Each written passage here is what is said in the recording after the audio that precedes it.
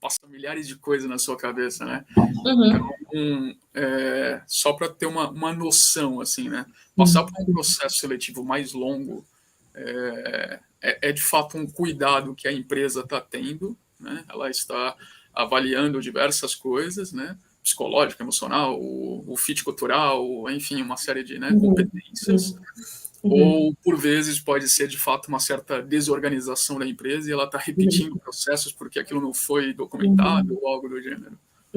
Acontece os dois, na verdade.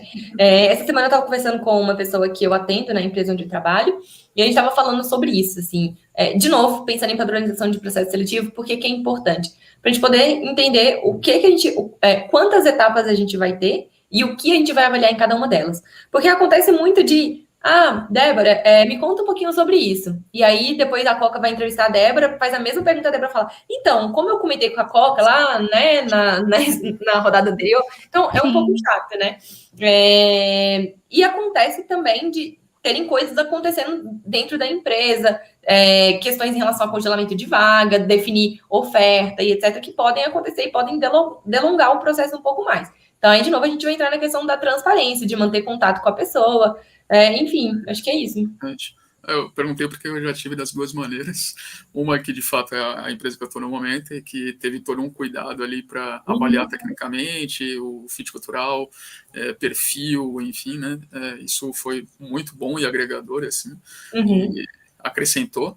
E teve outras que, enfim, você acaba esperando por ser empresas maiores ou algo do gênero e fica uma repetição ou perde-se ali um tempo muito grande, e aí você volta ao processo na etapa anterior, enfim, uma certa bagunça, assim. Por isso que é importante esse contato não só com a pessoa candidata, né, de transparência, de sinalizar o que está acontecendo, por que está demorando, quais são as etapas, o que a gente vai avaliar em cada uma delas, como também manter um bom relacionamento do lado de dentro de casa, com o hiring manager, para a gente poder ir sinalizando isso.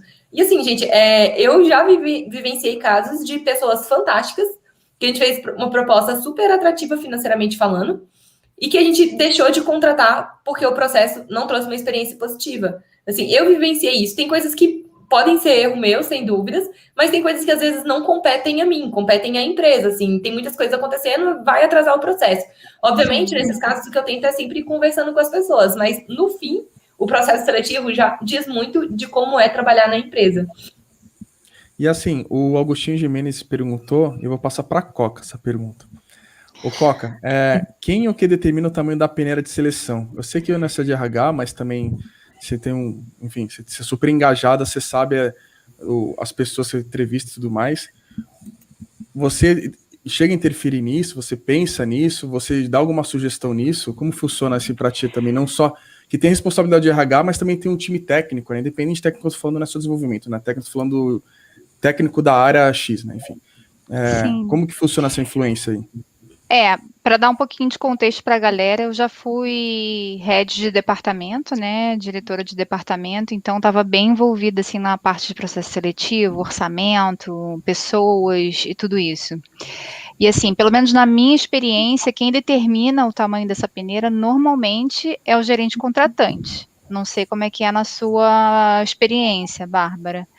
E assim, eu particularmente sempre envolvi muito a equipe que estava contratando, né? Então, botar o time para falar também, botar o time para conversar, botar pessoas do time para entrevistar essa outra pessoa, mesmo que seja num formato mais informal, né? Tipo, vamos ali na cafeteria e deixa as pessoas se conhecerem, fazerem perguntas, sem aquela pressão de estar numa sala de reunião, passando por uma avaliação, né?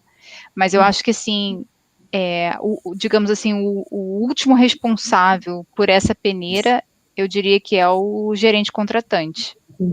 Sim, a gente, pelo menos assim, o que eu acredito quando a gente fala peneira, a gente pode pensar duas coisas. A peneira, de fato, no final, quem vai passar de etapa por etapa, e também pensar na régua de avaliação, né? Então, no fim, eu acredito que quem determina vai ser a pessoa que é hiring manager, que é o gerente contratante.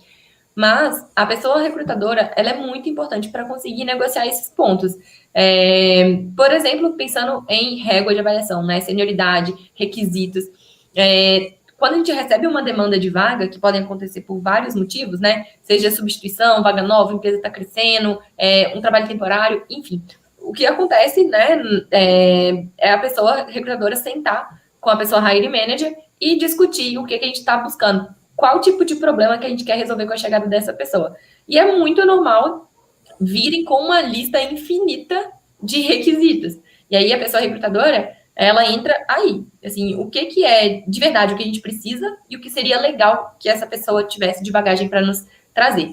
E isso é, principalmente aí, quando a gente fala, por exemplo, de mulheres, pensando em requisitos, qualquer grupo de diversidade, na verdade, né, é super importante ter muito cuidado com isso, porque existem dados, né, e aí afunilando para mulheres, de que as mulheres elas só se aplicam a vagas quando elas entendem preencher 100% dos requisitos da vaga.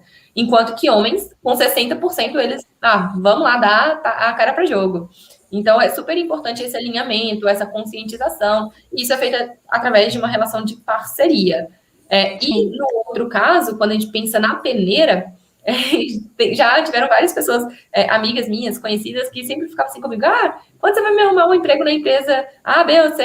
E eu falo assim, gente, eu posso te trazer para entrevista, mas no fim, não depende de mim, assim, o seu desempenho, você ter esse match, esse Ed Culture com a empresa é importante, tá dentro das expectativas, então são várias questões, mas no fim, eu já vi várias pessoas, sejam por vieses inconscientes ou, uma pessoa indicada, essa pessoa é muito boa, mas a gente vai contratar essa de cá porque a gente já conhece.